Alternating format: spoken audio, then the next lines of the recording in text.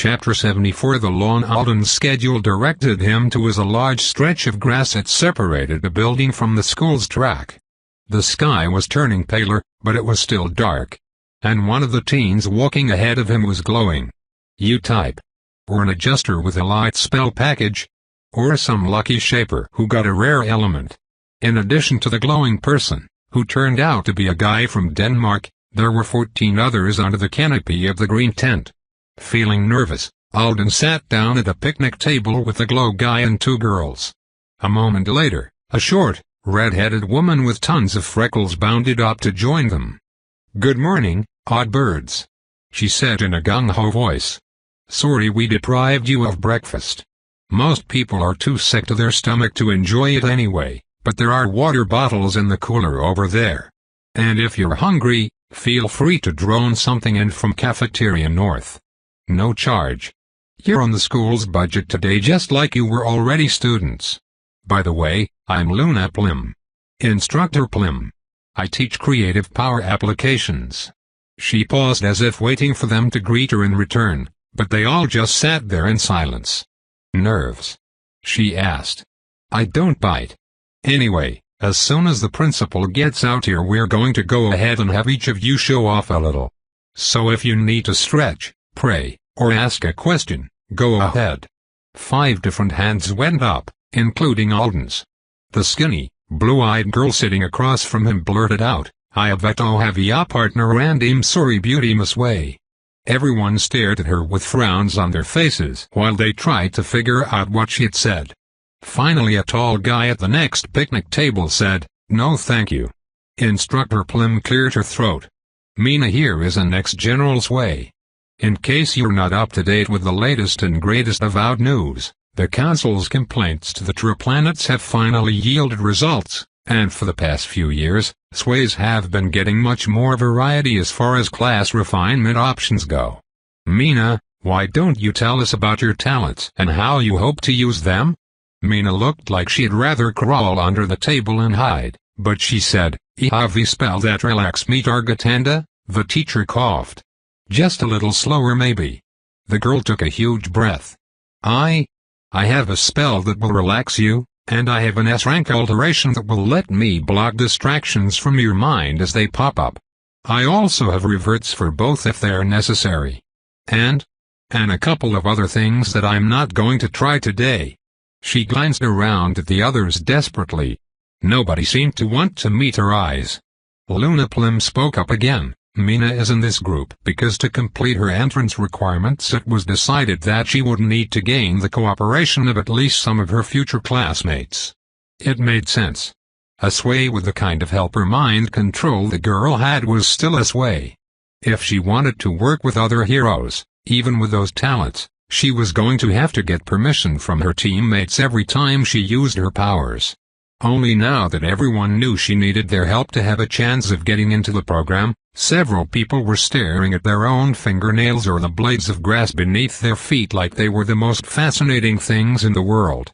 "Those sound like support talents," Alden said finally. "You didn't take any other reader or manipulator powers."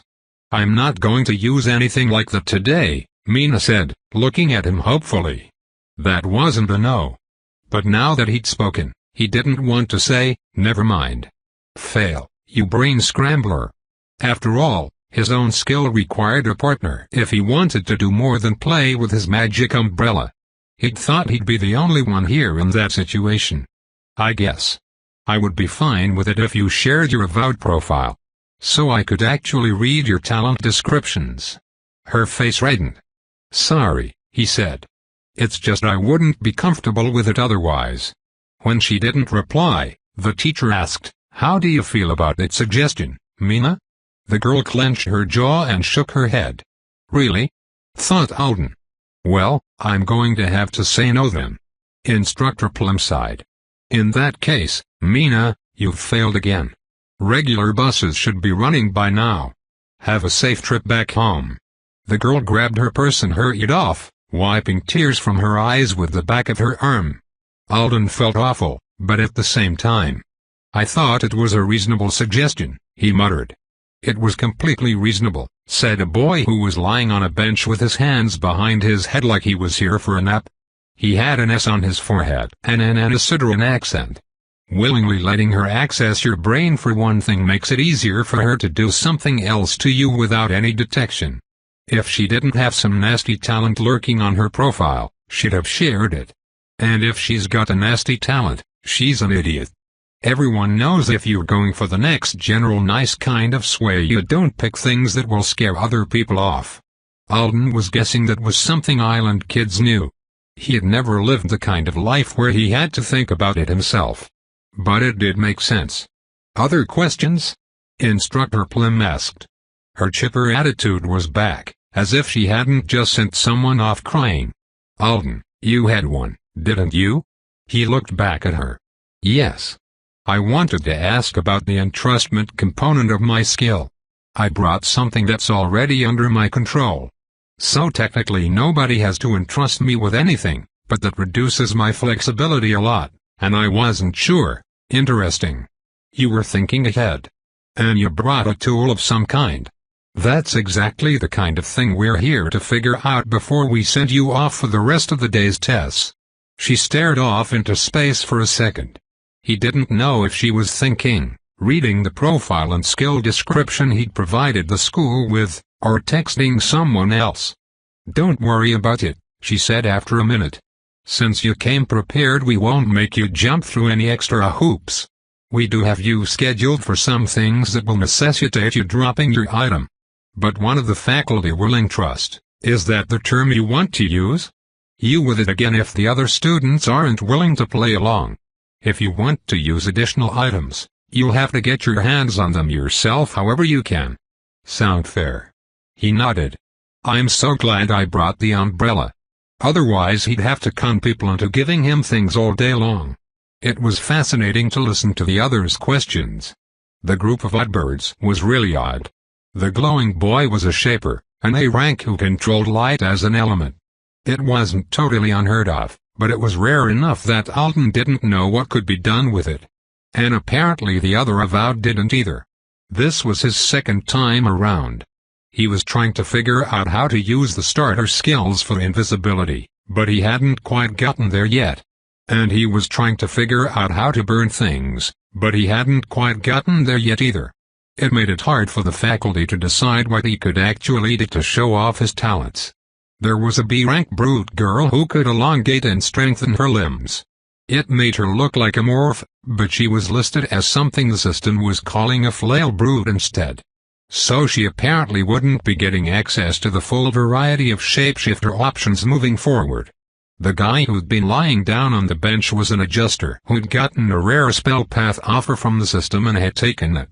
He had only received one starting skill and one spell impression, which was very uncommon for his class and rank. The skill let him read the recent history of non-living objects. The spell let him return them to a past state.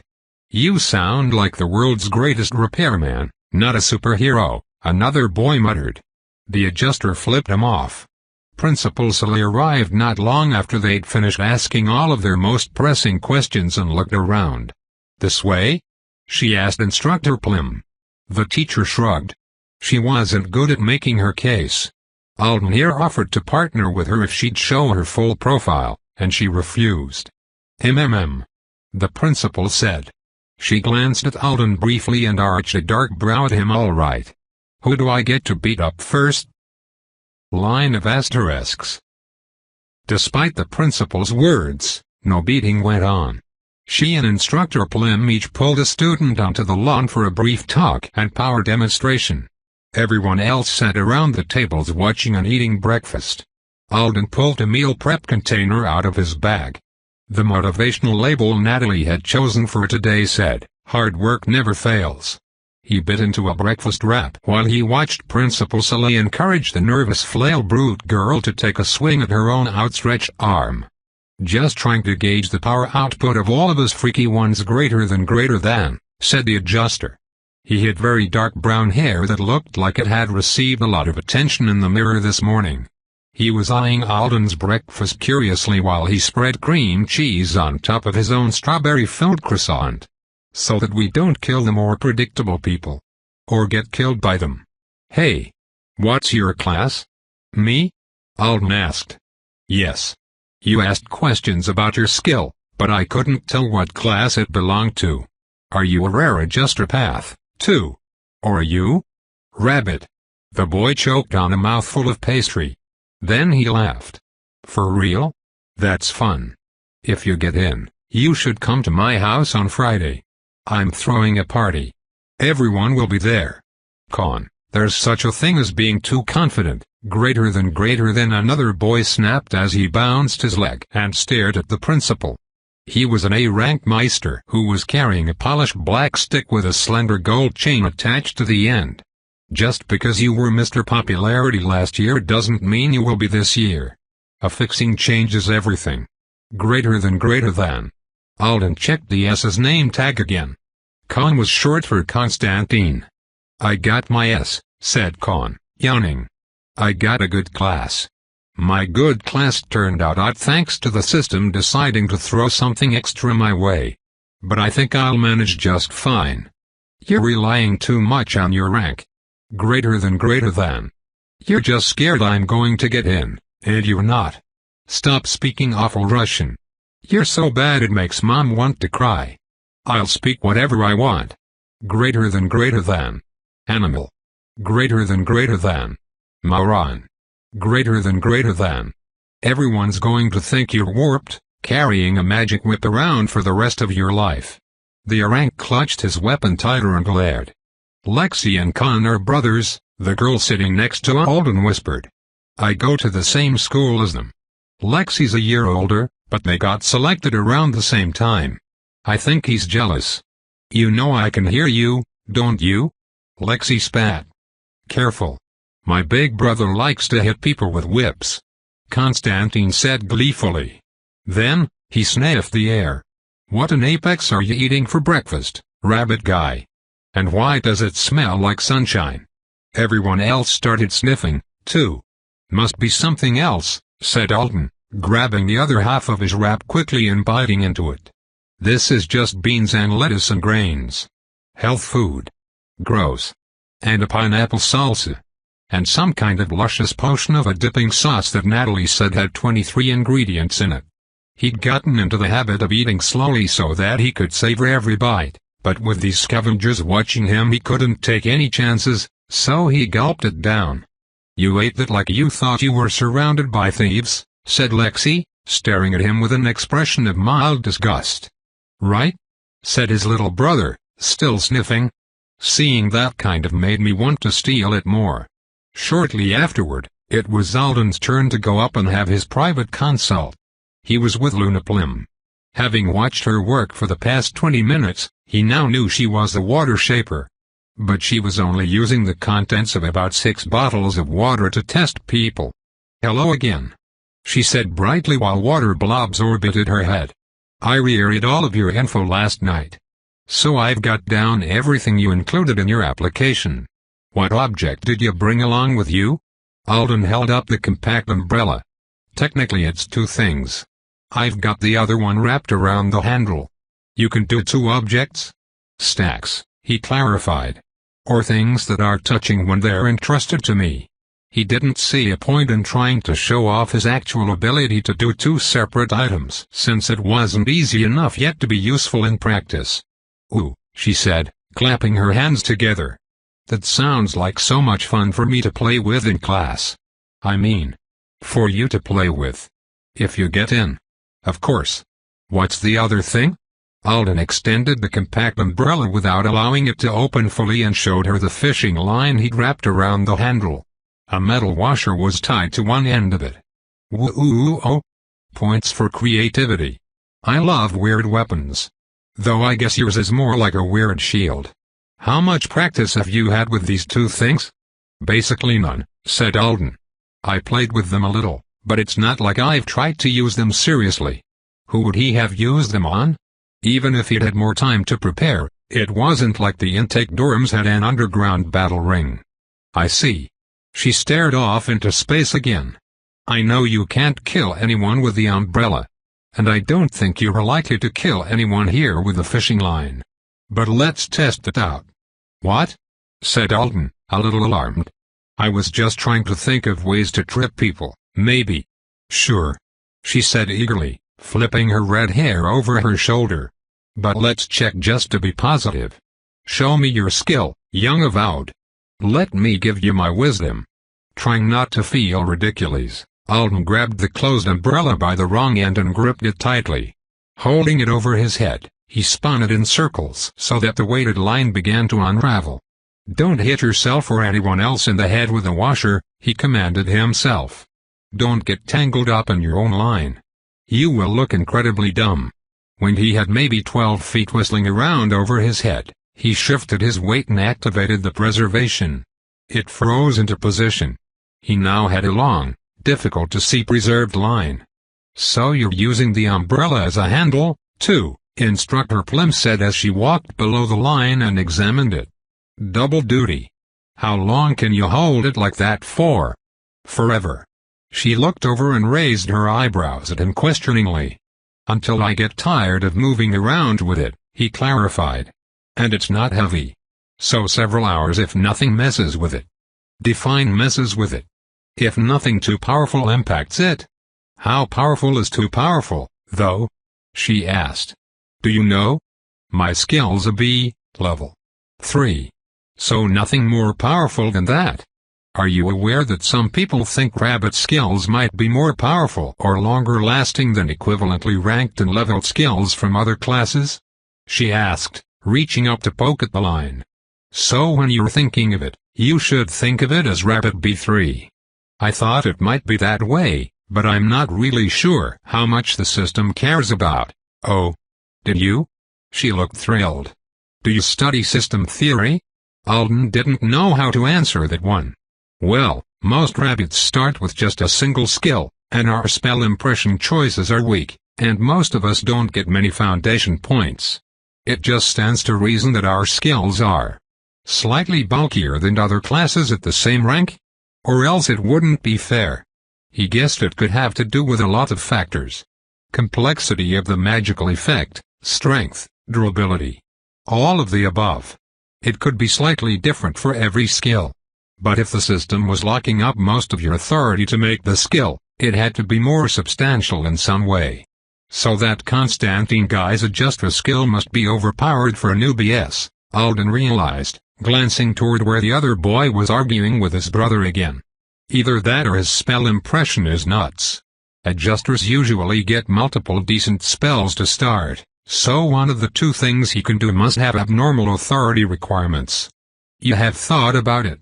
Instructor Plum said, and Alden refocused his attention. It makes sense and follows with what we currently understand about the system. Only not many people have gone toe-to-toe with a rabbit and then reported back on it. I tried to look up some things when your application came through just to be sure. But I couldn't find what I wanted, so I called up one of my friends and asked if we could fight, and she said, no, Luna. What's wrong with you? I'm up alien floors. She shook her head and then beamed. So can we? Can't we what? Alden asked. Can't we fight? She spun her finger, and her orbiting water balls started spinning faster. Can't I hit your fishing line over and over again, and see how tough it is? He nodded. Great. Half a second later, one of the water balls flattened into a disc and flew at the line like a frisbee. It was so fast, Alden could barely see it. But he definitely felt it. He didn't know how much power Instructor Plum had put behind it, but it was more of a strain than anything Natalie or her roommates had hit him with. Like most shapers, Luna Plum directed her element with bodily gestures.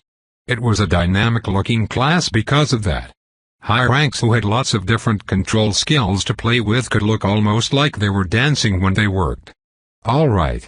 She said excitedly. I'm going to hit it again. 3 more discs smashed Alden's line in rapid succession. He stood there, trying to gauge how fast he would get exhausted if she kept doing this. It would take a long time. Do I need to fake skill fatigue at some point? He wondered worriedly. She thinks it's a level 3 skill, but it's an 8. He didn't want to do that.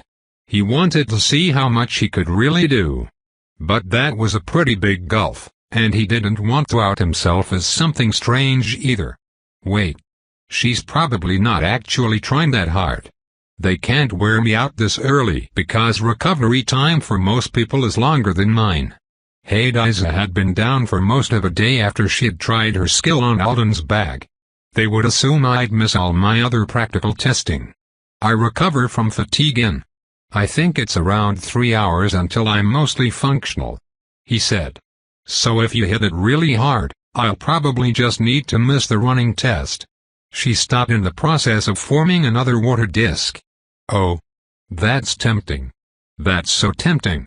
I don't know what the other faculty will think of me though if I knock out a student's main skill first thing in the morning. So knocking us out later in the day would be acceptable? But this is good enough for me to tell where you're at. Your fishing line is approved for tripping people. And your umbrella is approved for protecting you. And you can play with your flicker if you can find something to use it on, but I don't think you will since most of the enchanted objects around should be the Meister tools, and an F-rank skill isn't going to do anything to those. She chuckled. Is there anything you are worried about as far as the morning combat assessment goes? Doing well. She smiled. Then you go. With a warning, your fishing line is sturdier than I was expecting, so you're going to need to be careful with some of our brutes. Brutes? There's a no-killing requirement today. She smashed another water disc into the line. And your tool here is more dangerous than you're thinking. People who grow up knowing about Avowed mostly through the news cycle and entertainment media tend to assume brutes are more unbreakable than they really are. You have to remember that the ones who become superheroes have much more complete talent packages and knowledge of their weaknesses than those who are just starting out. They don't make many mistakes. Kids do all the time. It depends on the subclass, rank, and skills, but most of the brutes here aren't equipped to take narrow point damage at their maximum speed. She pointed at the cloth S-line. It's too skinny. When I read your description of your skill, I was assuming you created more of a bubble shape around your object, like other shields I've seen. But it seems you freeze it in exactly the shape it's in. A clueless speedster could slice through their own neck smashing into this, so our gym suits would register that as a kill. I can just not use it, Alden said quickly. In fact, maybe I shouldn't. I don't want. Oh no. You should use it. It's so interesting. Well, it's your choice. But I'm curious to see what you'll do with it. Just be careful and don't get yourself disqualified. Now, if you could cancel the skill, I wanted to see. Alden let the preservation fall, and the line went right back to spinning. Yes. So exciting. It really does just resume motion. I can't wait. Now.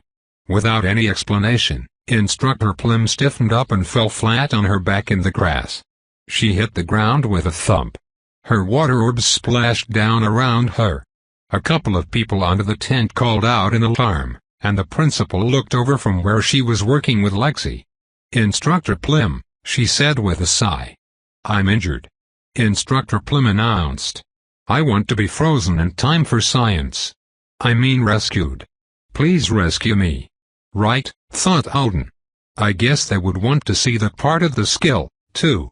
But just as he targeted the creative applications teacher, Principal Soleil walked across the grass toward them. You don't have to pick her up if you think it will tire you out for your other assessments. She gets unprofessionally enthusiastic about powers she hasn't seen before. There's a rescue component later. I weigh 55 kilograms. I have a possible spinal cord injury. Saving me is extra credit. There is no extra credit. Principal Soleil said loudly for the benefit of everyone present. None of you are even being judged right now. We're just making sure we understand your powers so that you're prepared for the rest of the day, and our faculty are prepared for you. I have no idea how to pick up someone with a possible spinal cord injury, said Alden. Since she doesn't actually have one, you can just throw her around however you like. If you're going to indulge her, then. She stepped over to the other teacher, bent and picked the redhead up like she was light as a feather. Here. Take her. I'll offer advice for you if I think of anything after I see your skill work. At least that way it won't be completely pointless. Alden carried the teacher around for a few seconds. This is really strange looking, Khan said. The adjuster boy had casually wandered over to watch. "She's like a statue. You just haul people around like that all the time. It doesn't come up that often." Alden dropped preservation, and Instructor Plym looked at him in confusion for a second before she lowered her arms from around his neck so that he could set her back down. "This is actually my first time preserving a human." He had only just realized it. The teacher was blinking excitedly around and examining herself. "How long was I out?" "Less than a minute," the principal said. "And that was plenty. Constantine, you're next with Instructor Plym. Alden, regardless of whether you are accepted into Chelena North or not, you would benefit from emergency response classes. Carrying people is somewhat unusual for you since you lock them in place, and you should learn more about positioning and weight distribution." "Yes. Thank you," Alden said quickly. "I'll do that." The principal headed back over to Lexi. "I'm now a time traveler," Instructor Plym said thoughtfully. "Who's next?" She completely missed everything Principal Saleh just said. Khan smiled and waved at her. "Ooh," she said. "The object reader. I have so many ideas for what we can do together in my class. I mean, if you get in, of course. Let's talk about." Line of asterisks. Alden passed his drug test, then headed to the locker room. A man at a table just outside glanced at his name tag and passed him a tote bag. "I feel like getting dressed is something we should all be able to do by ourselves by the time we're in high school," he said with a yawn. "But since we've already had one unfortunate incident this morning. This is a protective bodysuit. Magic zipper on the front. You have to wear the cuffs unless you want to lose your hands, feet, or face. Red lines down. You have to return all of this when you're finished with it. The gear isn't a souvenir. The last time someone stole a set, the principal tracked them down, phased through the wall of their bedroom in the middle of the night, and recovered it herself. Got it?" Another pair of guys were already in line behind him to receive their own suits, and when he stepped into the locker room, it was packed. There were private stalls and showers, but they were all occupied. Lots of people were changing in between the lockers. Alden wasn't particularly eager to flash his contract tattoo, so he waited and ducked into a shower as soon as the previous occupant left. He snapped the curtain closed behind him and examined the gear. He'd already seen the dark gray bodysuit in videos online. And in person on Principal Saleh? It was a somewhat famous uniform, one of the perks of getting into the school. It was the same magical protective outfit that the college's hero program students wore. The material was soft, with a faint sheen and bright light, and it was very thick. He put the suit on and ran his hand up the gap in the fabric at the front. Magic zipper was a misnomer. The fabric itself just sealed together as if it had been made in one piece from the start, all the way from his navel to the turtleneck top. Of course it's a turtleneck. Nothing about this outfit was human tech. Since he had the option, he shifted his ori out from where it had been hiding under his leather bracelet and put it around his neck before pulling the bodysuit up to cover it. Inch-wide metal bands with a line of something bright red inlaid into the bottoms went around his wrists, ankles, and neck. The red looked like some kind of stone, and the things were heavy, so maybe it was. He put his shoes back on and headed out. Everyone else who'd gotten dressed was crowded around mirrors examining themselves, and he couldn't help but stop and look at himself for a second, too. It's not that a gray unitard is much to look at, he thought as he took in his appearance. But everyone knows it's what superheroes wear to train. He followed a right, the only one he'd noticed so far today, out the door and into the gym. He took a seat on the bleachers and was pleasantly surprised when Maricel appeared a few minutes later and climbed up to join him. She had opted to wear her hoodie over her own unitard. "You're not using performance-enhancing drugs," she said. "You either. We are officially not cheaters together." Performance-enhancing word chains were allowed. Alden had heard a couple of people muttering them in the locker room. One of them had even sounded like he was getting it right. Maricel looked around at everyone else. The interview must have been difficult. She jerked her head to their left. The group from Franklin High they'd sat beside this morning was clustered up again, but their numbers were seriously diminished. Only around a third of them had survived their 5-minute interview session. Brutal, thought Alden. It would make you feel like garbage to keep coming here every 2 months and making it this far only to get dismissed in 5 minutes. Faculty started streaming in. They were almost all in suits of their own now, and it wasn't long before Principal Salery appeared, too. Everyone focused on her, but she only walked over to take a seat on a bottom bleacher beside some students who all spontaneously developed amazing posture. Instead, an absolute giant of a man took the floor. Big Snake, Alden and about 100 other people whispered at the same time. "Howdy," said Big Snake, smiling and tipping an imaginary cowboy hat. He somehow made his gimmicky greeting look not cheesy. His graying blonde hair was pulled back in a short, straggly ponytail. "I'm Morrison Waker. I'm teaching combat to third-year students here while that little mess back home blows over. I'll also be watching y'all work today. Let's talk about the gymnasium and those suits you're wearing." He stomped the white floor once, and it sounded like a thunderclap. "Our gym's tough. One of only a few places on the island built special for avowed by the Artonans and regularly maintained for us by wizards. You might see 'em when they come to check it every few weeks. Remember, it's rude to stare at people just because you haven't seen their kind before. Artonans don't mind, but this one time I stared too hard at a Fituna and," Principal Select cleared her throat. "As I was saying, the gym's magic. You can smash the floor. You can burn it. You can try to cut it with your big giant sword. Oh yeah, I see you there, kid with the big giant sword. That's cool, young lady." The girl with the absurdly large broadsword blushed. "I can't bust this place up no matter how hard I try, so that means you kids can't either." And when the floor is turned on, he paused for a moment, and a curtain of light went up between the white floor and the bleachers. It was bright at first and then it faded into invisibility. In its place, Alden now had the words "floor" on at the top right corner of his field of vision. "Then nobody standing here where I am right now, properly wearing one of the suits, can take serious physical damage. There are rules. And they're important ones. Even I follow 'em, so you know I mean it. First, you wear all your gear." He pointed to his own metal bands in his suit. "Second, you don't screw around and try to kill your peers. During certain classes we allow lethal intent for training purposes. You're not in one of those classes. If the gym registers a lethal hit today, the person who dealt it had better be prepared to prove it was a freak accident, or they'd better be prepared to find another school. And I don't mean the hero school. We'll share your name with every school in Apex, and you'll be blacklisted." Several people muttered at that. "Finally, just because you aren't likely to take an injury, it doesn't mean you'll enjoy getting hit. That wouldn't make sense. Training that way would turn you into a bunch of fearless idiots with no sense of self-preservation. So when you get socked in the nose, you're going to feel like you got socked in the nose. It's neat." He nodded. "Artonans make neat stuff.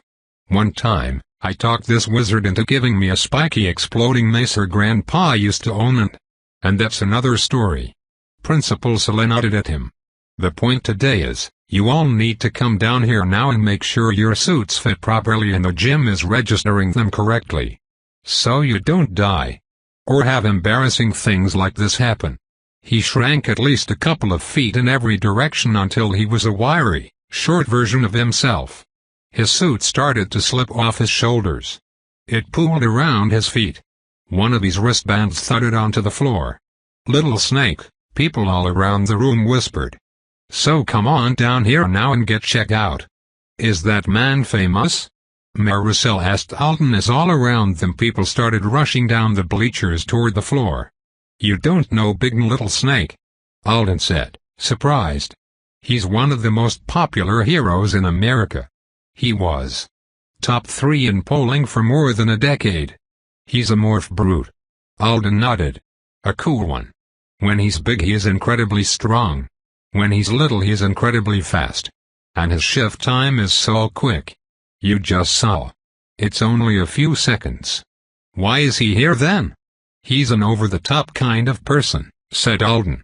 "That's part of the reason he's so popular. And he's busy. He has extreme hobbies.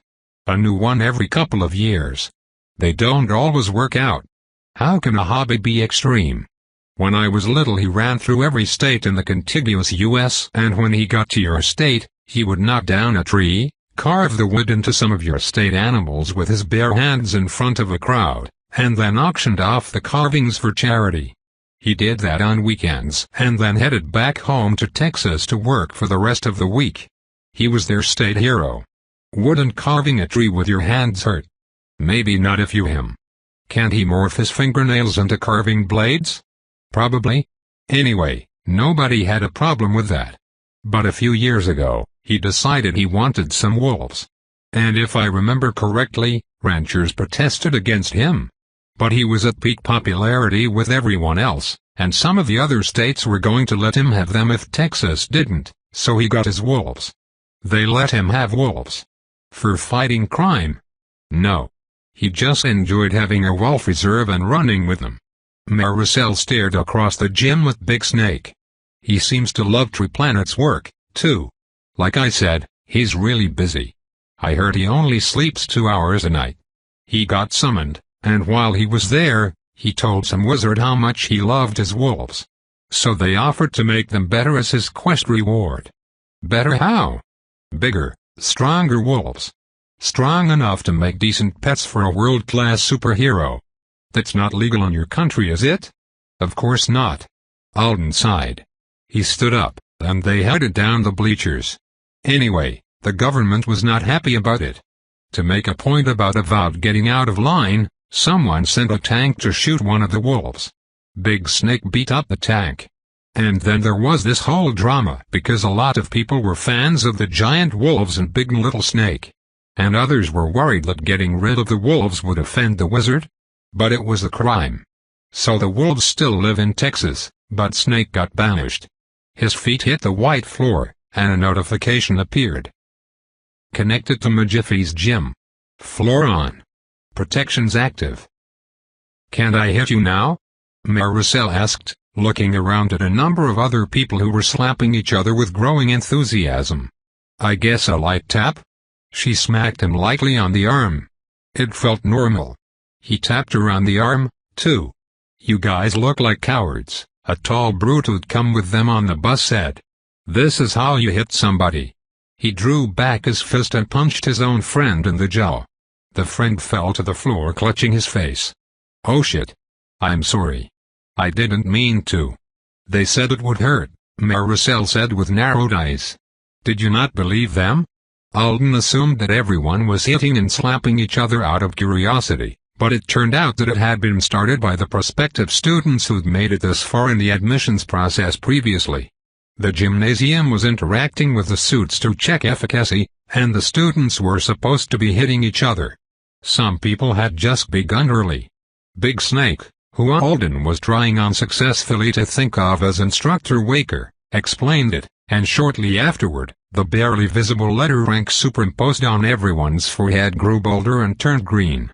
I'm allowed to punch literally everyone in here as hard as I want, wherever I want, Alden said with a groan. They weren't using skills or spells for the suit test, just physical stats. And green meant he could go all out on that front. You're yellow for me, Maricel informed him. She sounded intrigued. That means I can't hit you in the head. Alden smiled uncertainly at her. This is so uncomfortable honestly. People were partnering up as they'd been told to. Some of them were still joking around. Others were on the floor, having already been knocked down by eager partners. But quite a few of the teens in the gym were staring at each other with looks on their faces that said they found this just as surreal as he did. I knew we'd be doing stuff like this. Obviously. Using powers and having them used against me is one of the reasons I want to get into this school. But it's hard to actually hit someone like I mean it. I've never done that.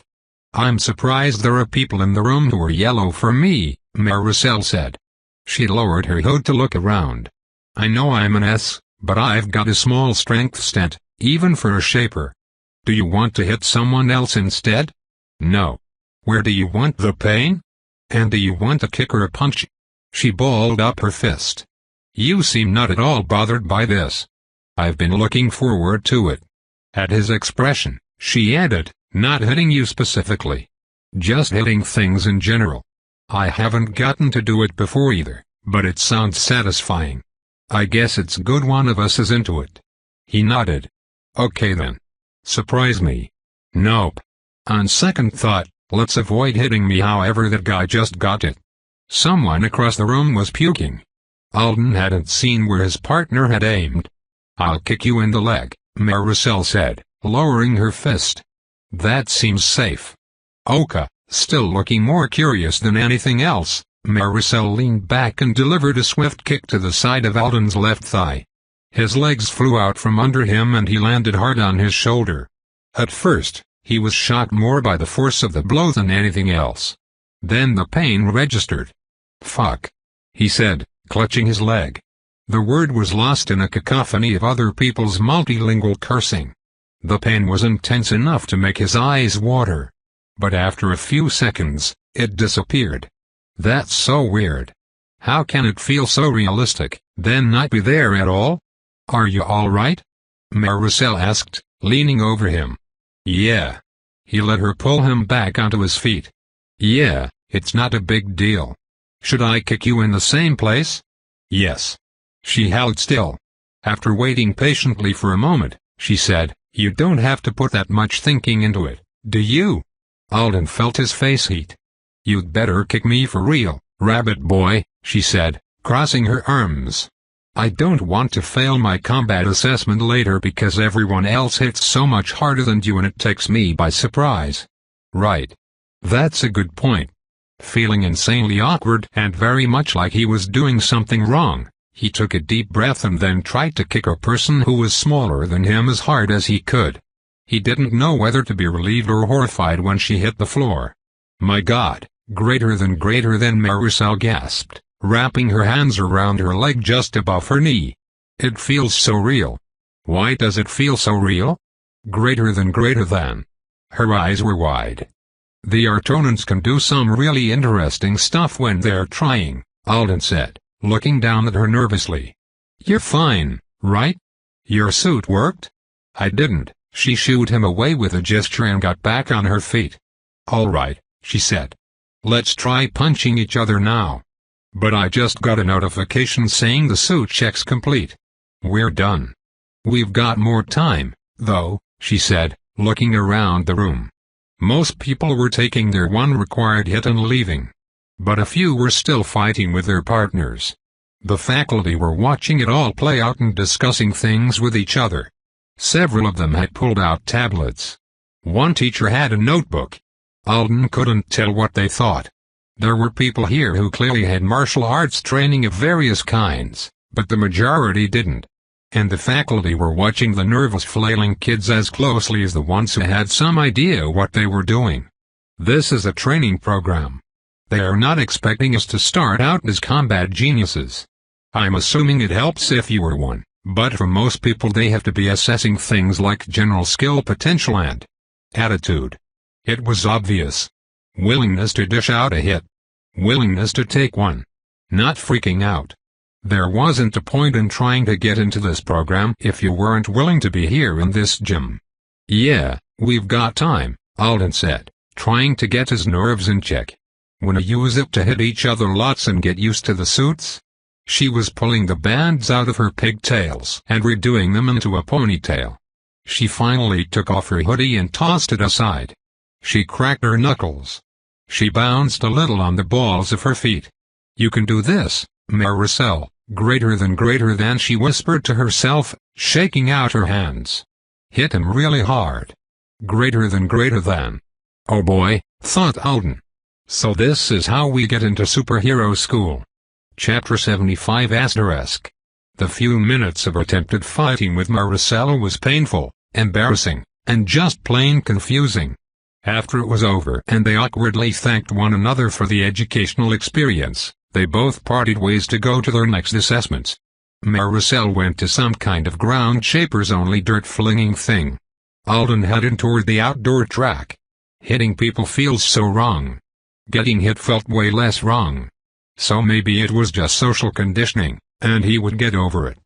But as he followed a few other B ranks out to the massive track, he couldn't help fixating on all the novel, and mostly negative, physical sensations he'd just experienced. He'd now been punched in the ribs, kicked in the knee, and pinned to the floor by someone with slightly superior strength. He also knew what it felt like to punch another person in the gut as hard as he could and bite the shit out of her fingers. Maricel started it with the biting. That was her own fault. Hey, what was that about? Alden turned to see a lanky, dark-skinned guy with very short hair striding up behind him, stretching out his arms. Are you talking to me? I am. Were you and your friend just trying to look cool in front of the faculty by giving each other those little love taps? We were trying to get used to the way the suits feel before the combat assessment, so that we wouldn't be as surprised during our fights later today. The guy sighed. So, you're not stupid. That's a shame. I prefer stupid competition. Thanks. Is this your first time? Yeah. It's my second. I was here 4 months ago, he said. I skipped the last one to prep for this one. I'm Max. Alden. What's your class? Max asked. I'm an adjuster. Rabbit. Well, that's scary. They'd just reached the back of the group that was waiting at the track's edge. Alden turned to the taller boy.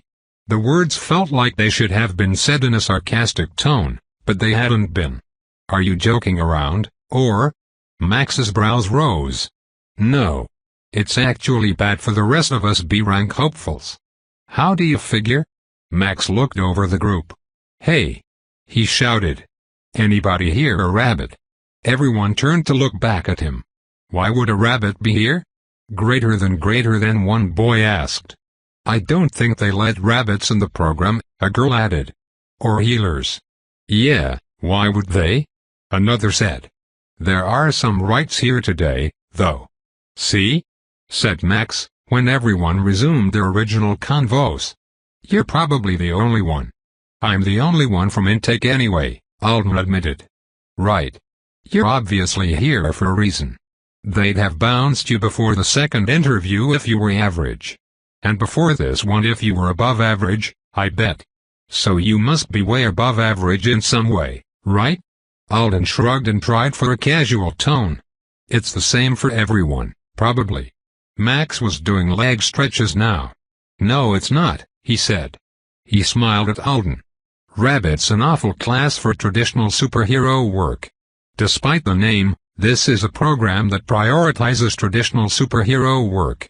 You're not an Isidoran, and you're living in intake. So you don't have important family on the island greasing the admissions machine for you.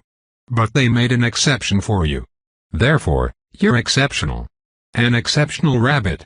Alden couldn't decide if the other boy wanted an answer or if he was just making conversation. You mean there really is a rabbit here? A nearby girl who'd been talking about Taekwondo with a friend turned to look at Alden. You're a rabbit. Are you? Greater than someone else asked. That's right. What do you even want to go to this school for? Greater than a lot of people were staring now. I don't want to explain myself. I don't want attention. I just want to focus on the task at hand.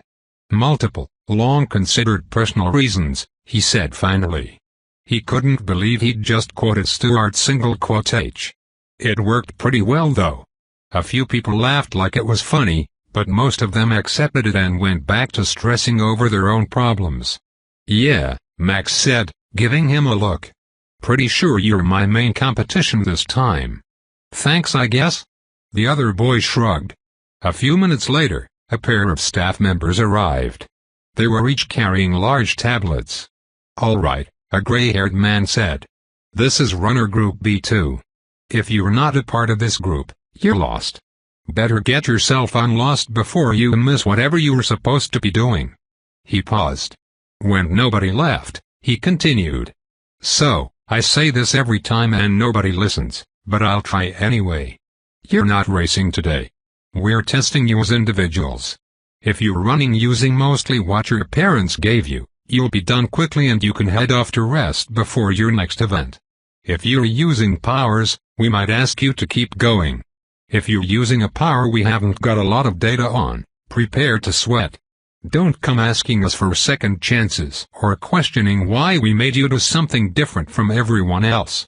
He looked around at them all. Everyone's got their shoes tied, right? The track isn't the gym. The suits you're all wearing will give us some readings, but they're not going to protect you out here. Don't do something stupid with a spell if you don't know how to use it. Boy lost a tooth last time. Alright. First group's up. The words Lane 3 appeared in front of Alden's eyes. And, a moment after that, Lane 3 itself appeared. The track was made of what looked like asphalt, but there was obviously more to it than met the eye. It had been plain, but now glowing yellow lines appeared on the surface. Alden preserved his compact umbrella, and he let his trait activate at the same time. He was relieved when it worked. Asphalt roads were usually ground enough to satisfy the magical requirement, but a glowing one was new. He took his spot. Run your first lap however you like. After that, we'll be directing you individually through your interfaces, the guy with a tablet called. Don't sprint flat out when we say jog. Don't jog when we say sprint. Kid with the umbrella, what the? Oh, never mind. There's a note. You can have the umbrella. Trait assisted run in 3, 2, 1. I'm starting to worry, Alden thought half an hour later, as he jogged around Lane 3 yet again. Are they ever going to let me stop? The morning was cool, but he was sweating like crazy. The original set of B-rank runners he'd been mentally racing against, even though he'd been told not to, were all gone. I think I beat them all. Now, every 2 minutes or so, he got a new set of instructions to follow through his interface. Faster, faster, slower, low obstacle leap, double-footed jumps, all of those things again but backwards. Nobody else had to run backwards. The adjuster called Max was 2 lanes over now. Alden couldn't spare a lot of attention, but it seemed like he had some kind of zonal movement spells. He'd run the whole track at a slow jog while casting, and now that he was on his second lap, weird stuff was happening over in his lane. Alden was pretty sure the guy had just leaped and floated over one of the wall-like hurdles that the track itself produced at the command of the instructors. That's actually really cool. He finally got an instruction to brake at the end of his next lap, and he headed over to grab a water bottle. Take a breather for 10 minutes, but don't get stiff, the female instructor said, coming over to check on him. We're going to have you go back out soon. Alden wanted to ask why, but since they'd been specifically told not to complain about getting different instructions from others, he didn't want them to think he was whining. Okay. Sorry you're getting so much more exercise than everyone else, she said, grabbing a water bottle from one of the coolers for herself. Our data on the trait is scanty, and the way you move is a pretty important factor in determining how you'll eventually do hero work. I don't mind. He took advantage of the break to watch the other runners. The brutes were easy to understand, and of course, most of them were brutes. The shapers, adjusters, and meisters were mostly not using powers at all, apart from whatever foundational enhancements they had. They'd just completed a few laps and headed off. Alden assumed that was only because the track wasn't designed to take a lot of magical damage. 1 or 2 of them must have hit spells and skills that would have allowed them to blow through hurdles. Apart from super speed, the visible magic was mostly coming from a few people who had something odd going on with their movement. Beside Max, there was a sky shaper who was running faster by altering the air around her. And there was a meister of staves who was adjusting the flexibility of her weapon to clear some short hurdles. Alden thought she might be trying to show off a short pole version of pole vaulting. He didn't think it was going the way she wanted, though. It was looking way less useful than just regular jumping. I wonder what the A and S groups look like? Really, there was plenty to be impressed with in the B group.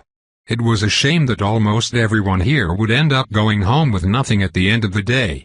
Not just at the end of the day either. There are more Bs here than can enter the program in the next few years.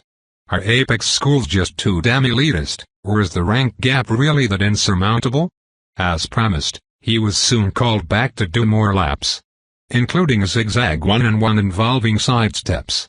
He was starting to wonder if they actually needed all this data on him, specifically, or if he was being used to make a complete record for their future information on Azure Rabbit. When he was finally done, he headed toward the cooler and threw a fistful of ice cubes down the neck of his unitard. "Feeling warm?" asked Max. The adjuster was sitting on the grass nearby beside an empty water bottle. "It was a lot," Alden said. Some of the movements they'd asked for had been so bizarre.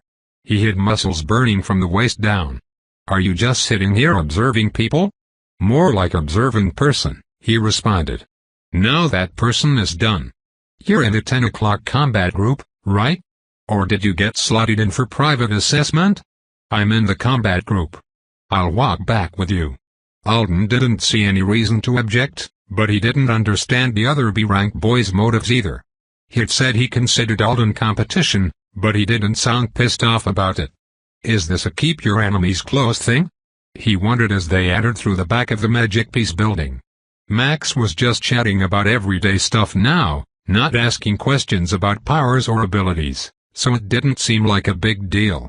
He had an Anish-Sidran mom and a South African dad who were amicably divorced. He'd grown up in between the two worlds, spending school breaks and holidays here on the island. "That must give you a really different perspective," Alden said. "Probably." They entered the gymnasium, and the Flora notification appeared at once. "I think moving between places just shows you that everywhere has its ups and downs. You're American, aren't you? Have you ever traveled to other countries?"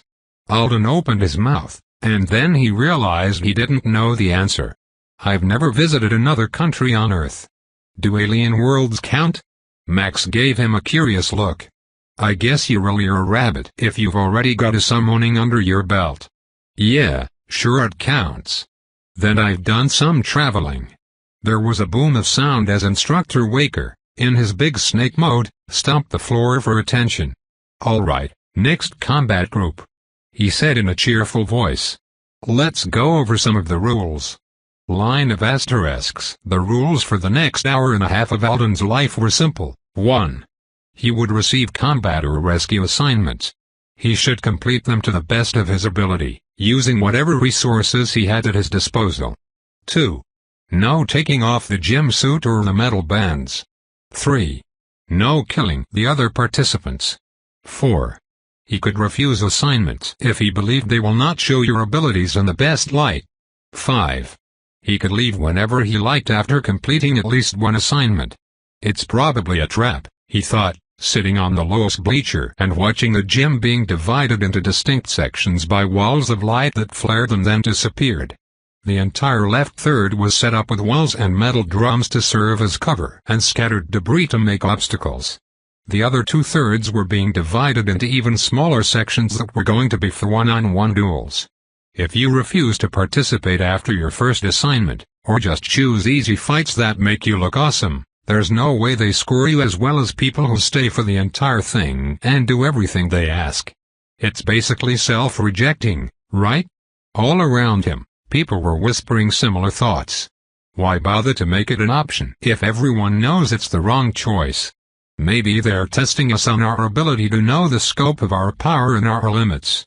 Max, sitting beside Alden, spoke loudly enough for everyone nearby to hear him. "It would be stupid to throw your life away in a hopeless fight, right?" The combat assessment group was made up of every rank and class here, but people had already fallen into the habit of clustering with their fellows. It was mostly bees from the track test around them. "That doesn't sound right," a girl behind them said. "Of course it would be stupid to do that in real life, but for a test?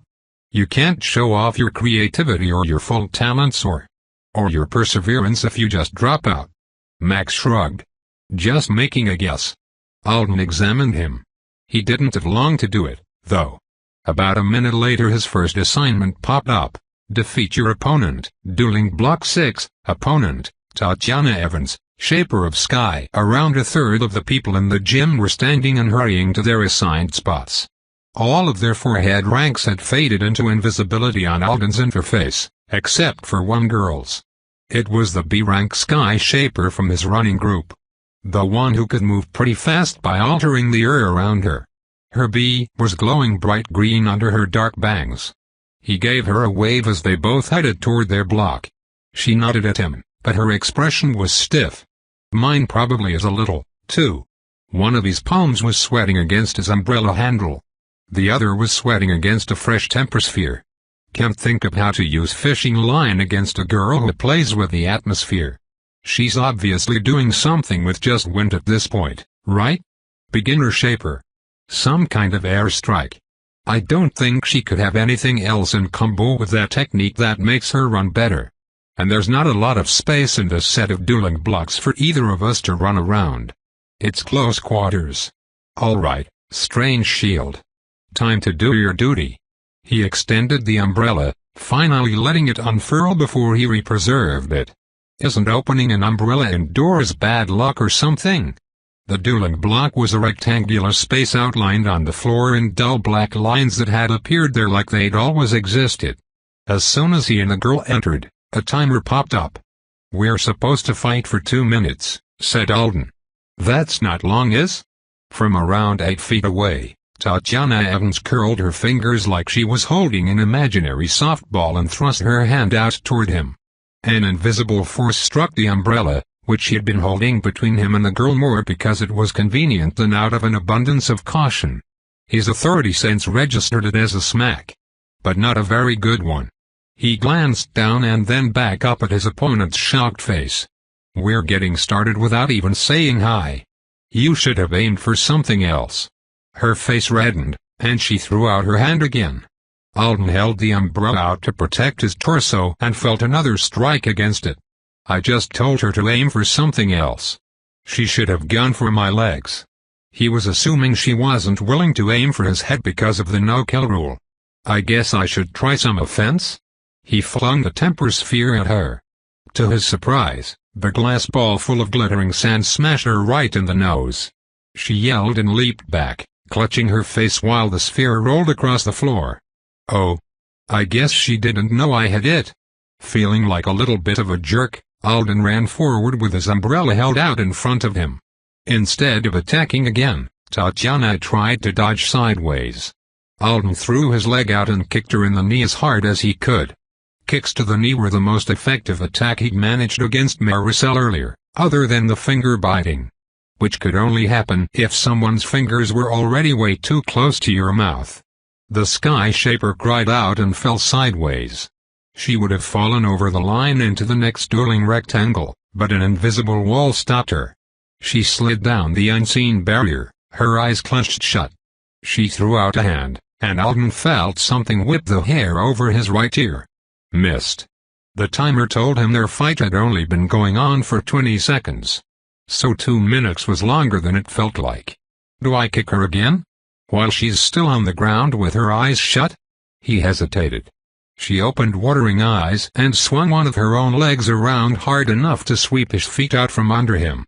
He went down on his butt, and then she was grabbing onto his umbrella, trying to yank it out of his hand. Fortunately, her first yank happened during the second when it was still preserved, before the stupid carriage requirement screwed him over. "I don't want to have to fight with a broken umbrella for the rest of the day." He scrambled onto his feet and swung the umbrella at her like a weapon. It was an iffy thing to do. Alden lost preservation on objects when he allowed them to be partially borne by something else. However, if coming into contact with that something else was going to increase Alden's burden instead of lifting it, the rule could be worked around somewhat. It helps to understand when you know the right skill name. Alden's skill was the bearer of all burdens. He was supposed to carry and protect things with it. Someone helping him bear the weight of his umbrella would end the preservation. Someone trying to take the umbrella when he didn't want them to wouldn't. Even though the two actions were physically very similar. Likewise, setting part of the object on a table to get some rest would halt the skill, but smashing it forcefully into a table wouldn't necessarily. If he could manage to make himself feel very committed to protecting his object from the very thing he was swinging it at. This was a recent advancement, and it required more focus. It felt unnatural. The physical impacts transferred to him in a way they didn't when he was using the skill normally, and Alden had to make sure he didn't get casual about it. Perception was heavily at play in this matter, and he was still getting the hang of it. Fortunately, trying to fight someone with his preserved object was the opposite of casual. It was easy to perceive Tatiana as a threat to his object, and he didn't think he was at risk of allowing himself to be overly assisted by her. Especially since she was bellowing at him with pure rage while he whacked her repeatedly in the face with the pointy edges of a preserved umbrella, and she kept flinging her hand out in the gesture that made the wind strikes. She finally caught him in the gut with one. It was about the same as one of Maricel's punches, so it made him double over. He felt nausea that was soon eclipsed by pain as a knee connected with his cheekbone. She pushed him up against the barrier and drove another invisible ball of air into his ribs. He shoved her off him. Oh, he thought in surprise, as she staggered back from the push. I'm stronger than she is. He'd been unconsciously comparing her physical abilities to Maricel's, since they were around the same height. And Maricel was stronger than him despite claiming not to have put many points in strength. But he and Tatiana were both B ranks. It wasn't impossible for her to have more points in strength than he did, depending on how she'd allocated her stats. But she might not. And he was half a foot taller than her. And he was a guy, and he was pretty fit. That isn't the coolest way to win. But I guess I should do whatever works? The hits he was taking from her shaping were the most offensive power she could dish out. She wasn't very creative with how she threw them either. It was always straight out in front of her with a hand gesture. He'd been blocking them with the umbrella very easily, but the shield was unnecessary really. He could just dodge. 2 free hands would be better if he was going this route. He cast the umbrella aside and launched himself at the girl, tackling her to the ground. She fell face down and he pinned her there with zero elegance. He caught an elbow in the face in the process, but that was all. She tried to throw her power with a backwards gesture, but she couldn't aim with Alden behind her holding on to her arms. She is so mad at me, he noted, while he held her there, and she cussed. Maricel got kind of mad, too, even though she was winning our practice fight earlier. That was what had led to the biting. Alden wished he could get a little angry. He was sure it would make this feel less awkward. He'd been slightly nervous about his own performance to start with. But he hadn't gotten anything like a real adrenaline rush during the whole course of this battle. It's weird. It's weird not to get at least a little fired up or scared about someone hitting me, isn't it? My temper's been hotter than usual about some things lately. Why is it so flat right now? Mostly, he felt sorry for Tatiana Evans. He wanted her to go ahead and concede. He also wished she had quit trying to throw air balls at him because he thought the logical course of action might be to repeatedly break her fingers so that the pain would put her out of commission until the timer ran out, and he didn't want to do that. Finally, after an eternity, the 2 minutes was up and he scrambled off her. She leaped to her feet. They were both panting. Her face was furious. "You," she said. "You. Me what? Fuck you," she screamed. Her hands were clenched into fists at her sides. "They're not exactly judging us on if we win or lose, I think," Alden said. "I'm pretty sure it's more about how we approach. You hit me in the face with a ball." He blinked. "Well, yeah.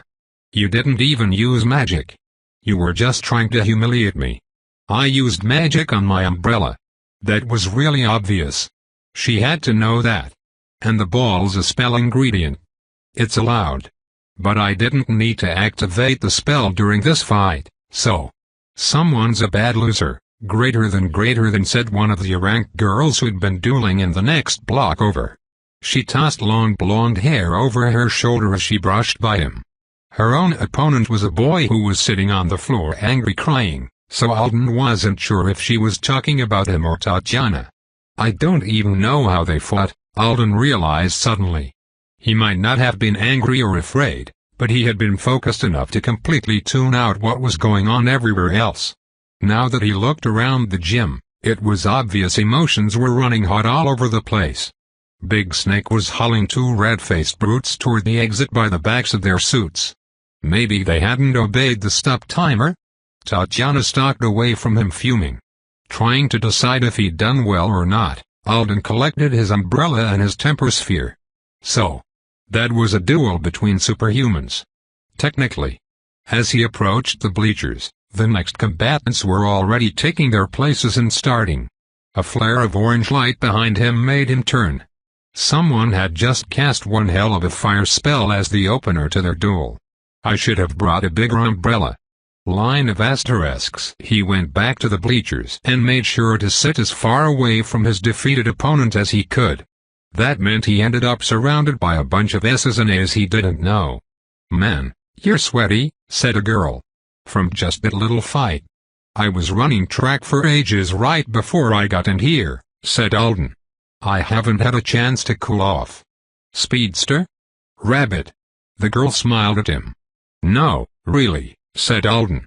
"I'm a rabbit." Right. No assignments popped up for him after the next set of duels ended either. So he guessed he was getting a break. He used it to observe what was going on with everyone else. He spotted Max heading for a dueling block. He was chatting amicably with another B rank, a big guy whose jaw was clenched with stress. And on the left-hand side of the gym, people were playing a hero-villain game that involved rescuing victims. It seemed like they'd just gotten started, so they must have had an instruction period. I know what my role will probably be there. There were some people carrying the victims away while others protected them from enemy fire. That looks kind of fun compared to what I just did. "Some people are leaving already," the girl who'd spoken to him earlier said to her friend. "Foreigners probably," her friend replied. "I don't recognize any of them." Alden looked toward the people they were talking about. It was about 10 of them, and the girls weren't wrong. He recognized most of them from the intake bus. I hear it happens every time. They aren't expecting getting hit with powers to be so intense, and they get freaked out. And they take the bait. They don't let anyone into the program if they leave early, right? Alden said. That's what I thought when they explained that you could. The S-girls glanced down at him. Maybe because he was a B, they didn't seem inclined to lie. Unless something really terrible happens in your fight, they don't. It's supposed to be obvious that that's the wrong answer. It is obvious, her friend said. This kind of stuff is what makes the hero track the hero track. Using the Magiffi's gym to test and improve your powers against other avowed talents is one of the main reasons to come to this school. If you don't want to be here for an hour and a half, you're not going to want to be a Chilean North student for the next few years. But people tap out anyway. It's not only clueless newcomers. It's a lot of locals without hero-trained parents, too. And even some with. She nodded toward a boy who just sat down by himself not too far away and lowered her voice. Hoyu is a legacy. He's going to be a Dura Brute like his mom and dad. He's really well trained. I wouldn't be surprised if he leaves after that duel though and tries again next time.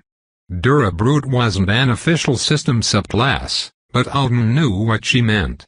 Usually it was strength or stamina brutes who used the system's willingness to micro-tweak to hybridize the two, sacrificing some pure striking power for extra endurance and toughness. Depending on which subclass they'd started out with, the skill options that pulled it all together would be a little different. They shouldn't have let the right bring that weapon, the other girl said angrily. He just stood there, and Hoyu didn't even get a chance to fight back. What was it? Some kind of pain inducement tool. The right made it himself and it draws on some skill he's got to function, he said. So I guess technically it's fair. But to keep a brute down with it, he just pointed it and kept it active. Maybe the gym suits overshot the pain estimate because it was a unique thing, but it looked awful. Big Snake cancelled their fight himself. Speaking of duels, they are starting again, her friend said. Alden turned his attention toward the floor. He wanted to know how his own fight compared to the average, but it was kind of hard to tell. There wasn't really an average. Everyone was fighting same rank opponents right now, so the S's obviously looked flashy compared to the A's, who looked pretty flashy themselves compared to the B's. But there was a lot of variety within each group. Some duels were downright boring, with people timidly trading spells like they were playing a game. And others were insane. There were two brutes throwing each other at the barriers with so much force and such a total lack of concern for head and spinal injuries, that Alden wondered if they cared at all about the no-killing rule.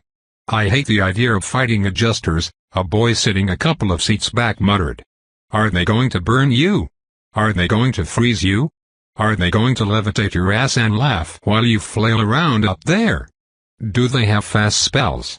Slow spells? A mix? It is pretty hard if you don't know what path they've chosen," someone else agreed. The first boy pointed. "Like that, what an apex is that guy's spell set?" He was pointing at Max. Max's opponent, a B-rank Meister with a spear, was running at him. Without making any forward progress. "He looks like he is on a treadmill," a girl said in fascinated voice. "Why doesn't the other guy just throw his spear?" About 10 seconds later, that was what happened. The spear flew. Max stood stock still and took it dead center in the chest.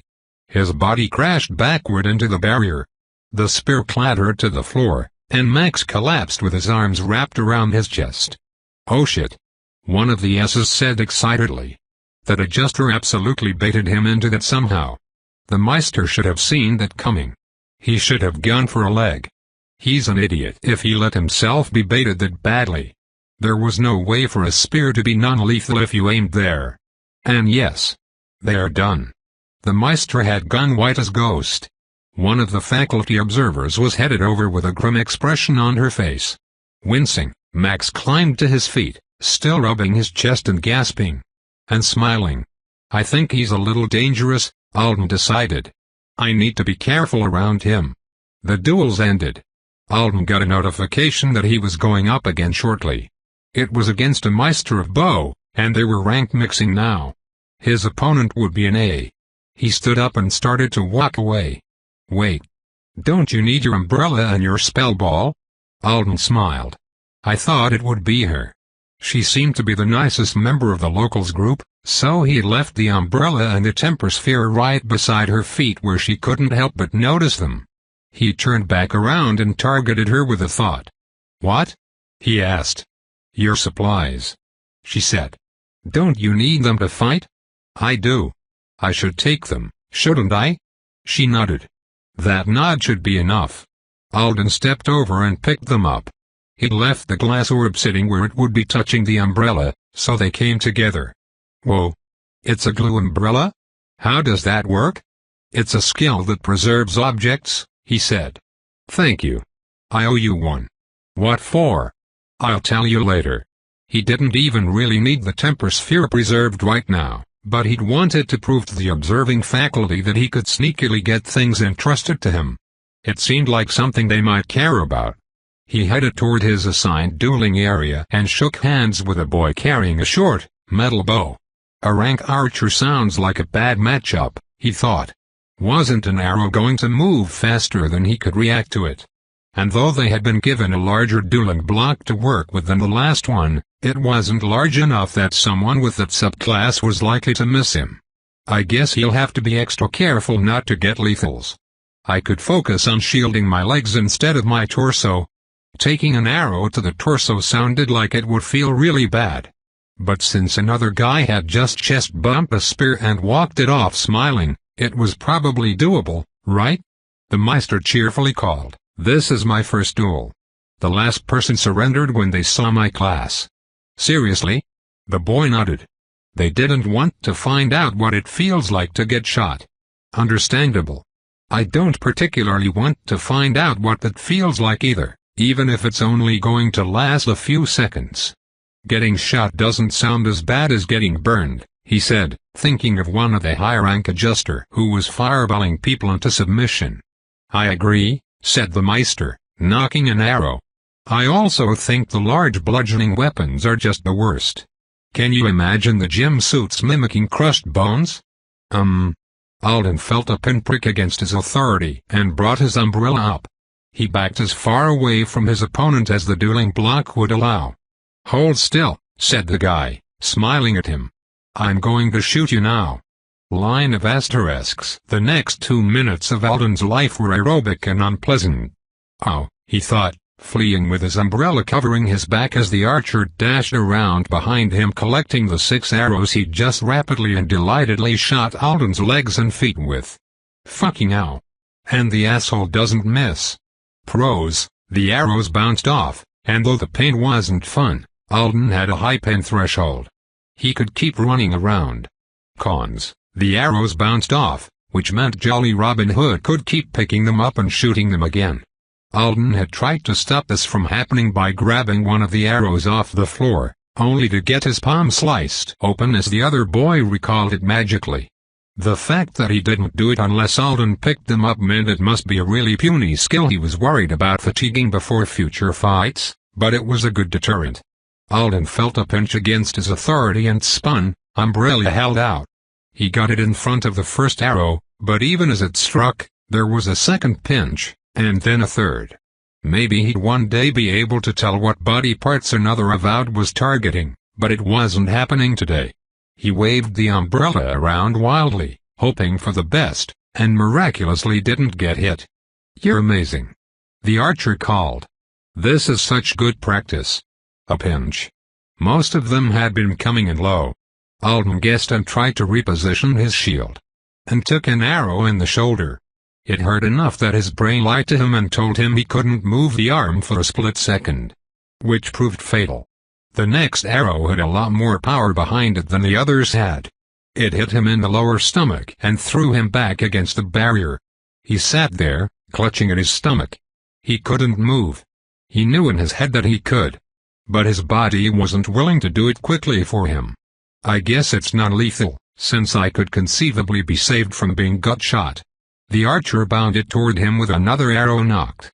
"I could shoot you with that one again at close range, and you'd have to stay there. But I don't think you want me to do that?" Alden shook his head, waiting for the pain to subside. "Great. So you're captured. Toss aside your shield. And after that, if you move, I'll shoot you some more." "Noted," said Alden, setting aside the umbrella. "Ranged weapons are the best," the guy told him conversationally. "You should get some long-distance spells when you level up." Clearly this boy had never seen the B-rank rabbit spell impression options. But Alden thought of his already out. Working on it. When the timer ran out, he targeted the guy. "Could you hand me my umbrella, and the glass ball?" "Sure." "People are in a good mood when they've just won," he noted, taking his things. "I wonder if there was something I could have done with the fishing line for this fight after all. If he'd stretched it out long enough it would have given him some range to smack the archer with. It would have been distracting for him. I don't think it would have won me the fight, but it might have at least given me ideas for future ones. I should make an effort to try more stuff in the next battle." On cue, his next assignment popped up. Rescue victims. Special note, focus on skill use. Told continued. Thanks for listening.